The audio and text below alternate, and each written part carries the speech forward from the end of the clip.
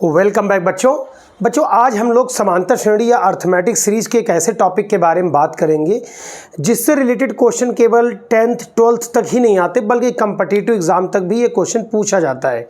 Mostly बच्चे क्या करते हैं, इस पर एक लॉन्ग फॉर्म मेथड है उसका यूज़ करते हैं और वो कुछ मिनटों में उसको सॉल्व भी कर देते हैं। लेकिन ऐसा अगर हो जाए कि हम उस सॉल्यूशन को कुछ मिनटों में ना करके कुछ सेकंडों में ही हल कर दें तो फिर कैसी बात बनेगी। तो आज ऐसी शॉर्ट ट्रिक के बारे में हम लोग बात करेंगे। वीडियो के एंड तक बने रहिए और इस क्वेश्चन को आप देखिएगा कि कैसे 10 से 15 सेकंड में हल किया जा सकता है। पहले हम लोग बच्चों बात करते हैं लॉन्ग फॉर्म मेथड की। हमें क्या लिखना है, 3 के 8 प्रोडक्ट्स को लिखना है। तो बच्चों 3 के 8 प्रोडक्ट क्या होंगे, 3, 6, 9, 12 और बच्चों ऐसे करके 3 8 जा क्या हो जाएगा 24। अब इसमें आपको पता है फर्स्ट टर्म या प्रथम पद बच्चों क्या है, तो first term a is equal to बच्चों है 3। फिर हम लोग क्या निकालते हैं, कॉमन डिफरेंस d जो होता है second term minus first term और वो बच्चों हो जाएगा 6 माइनस 3 इज इक्वल टू 3। यहाँ टोटल बच्चों कितने टर्म्स लिए गए हैं, तो आपको 8 टर्म्स का सम निकालना है। तो हमें terms n is equal to कितना गिवन है 8। अब हमारे पास नेसेसरी जो भी डिटेल्स हैं वो सारी आ गई हैं, a भी आ गया है, d भी हो गया है और हमारे पास टर्म्स भी हो गया है।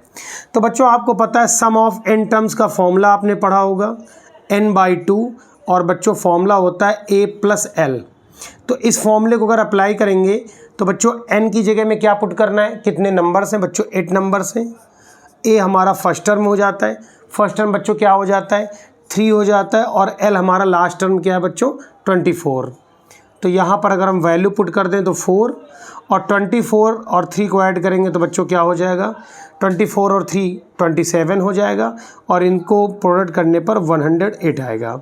तो बच्चों सम ऑफ 8 टर्म्स निकल तो आया पर मुझे लगता है कुछ 1 से 2 मिनट का समय लग चुका है। अब हम लोग देखते हैं कि क्या इस क्वेश्चन को हम कुछ सेकंडों में सॉल्व कर सकते हैं। जी बिल्कुल सॉल्व कर सकते हैं। इसके लिए हमें चाहिए होगा कि हमें कितने टर्म्स का सम निकालना है। तो बच्चों आप कहोगे हमें तो 8 टर्म्स का सम निकालना है, तो हमारे पास बच्चों टर्म्स कितने हो जाएंगे, अपने पास टर्म्स है 8 और बच्चों इन टर्म्स का जो नेक्स्ट नंबर होगा वो भी आपको लिखना पड़ेगा। तो बच्चों नेक्स्ट नंबर क्या हो जाएगा 9। और एक्चुअल में हमें सीरीज़ किसकी लेनी है, तो बच्चों सीरीज़ 3 की लेनी है। तो बस 8 लिखिए, इनटू में 9 लिखिए और अपॉन में 2 लिख के इनटू में 3 लिख दीजिए बच्चों। अब आप देखिए तो 2 को हम 4 से डिवाइड 2 को 8 से डिवाइड करेंगे बच्चों क्या आ जाएगा 4 आ जाएगा और 4 और 9 का प्रोडक्ट क्या हो जाएगा, तो बच्चों आप कहेंगे 36 × 3 जिनका प्रोडक्ट होता है 108। अभी तो हो सकता है कि आपको लगा हो कि नहीं सर को भी तो कुछ 10 से 15 सेकंड लग गए, नहीं ये 5 सेकंड में भी हो जाएगा। बस आपको उसके लिए चाहिए होगी रेगुलर प्रैक्टिस। इसका एक स्क्रीनशॉट ले लीजिए और इस पर मैं एक सेकंड आपको टॉपिक करके दिखाता हूँ। अगर हम यहाँ पर 7 के प्रोडक्ट्स की बात करें और 7 के हम लोग जो प्रोडक्ट्स लेंगे बच्चों वो थोड़ा सा नंबर हम लोग चेंज कर लेते हैं। अभी 8 टर्म्स लिए थे, अगर हम इसको 7 कर दें तो हम लोग बच्चों 7 प्रोडक्ट्स लेते हैं और किसके ले लेते हैं 7 के। तो फिर पूरा मेथड अगर आप इतना लंबा चौड़ा सा मेथड लगाएंगे तो सिंपल सी बात है आंसर तो आपको मिल ही जाएगा, लेकिन हमें उससे बचना है। हमें इतने लंबे प्रोसेस या मेथड पर नहीं जाना है, हमें तो शॉर्ट ट्रिक सीखनी है। तो बच्चों हमारे पास टर्म्स कितने हैं, हमारे पास बच्चों फर्स्ट 7 टर्म्स हैं, दैट मीन्स हमें यहाँ 7 लिख देना है। और 7 का नेक्स्ट टर्म बच्चों क्या होता है, 7 का नेक्स्ट टर्म होता है 8 और यहाँ पर हम लिख देंगे 7 और उसका नेक्स्ट टर्म बच्चों क्या हो जाएगा 8 और अपॉन में लिख देंगे 2। और बच्चों किस सीरीज़ की बात हो रही है, 7 की सीरीज, तो यहाँ पर हमने लिख दिया बच्चों 7। 2 से डिवाइड करेंगे तो एज यूजुअल क्या आ जाएगा 2 4 जा 8 और ये 7 4 जा बच्चों कितना हो गया 28 × 7। अब इसका हम लोग प्रोडक्ट कर लें, 7 8 जा बच्चों हो जाएगा 56, 5 आया और 7 2 जा 14 और 14 में 5 ऐड किया क्या हो गया 19। दैट मीन्स इस सीरीज़ का सम क्या आ जाता है 198 आ जाता है।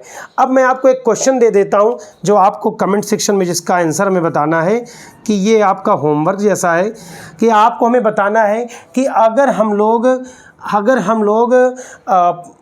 11 के प्रोडक्ट्स को लें और 11 के फर्स्ट 11 या 13 नंबर्स को ले लें 11 के प्रोडक्ट्स को लेना है और कितने लेना है बच्चों 13। और कमेंट सेक्शन में जाके आपको मुझे बताना है कि इसके सोल्यूशन से आपको क्या आंसर मिलता है। अगर ट्रिक आपको पसंद आई है तो आप अपने फ्रेंड्स को शेयर करिए। 10th 11th और कॉम्पिटिटिव एग्ज़ाम तक के लिए ये शॉर्ट ट्रिक बहुत ही इंपॉर्टेंट है।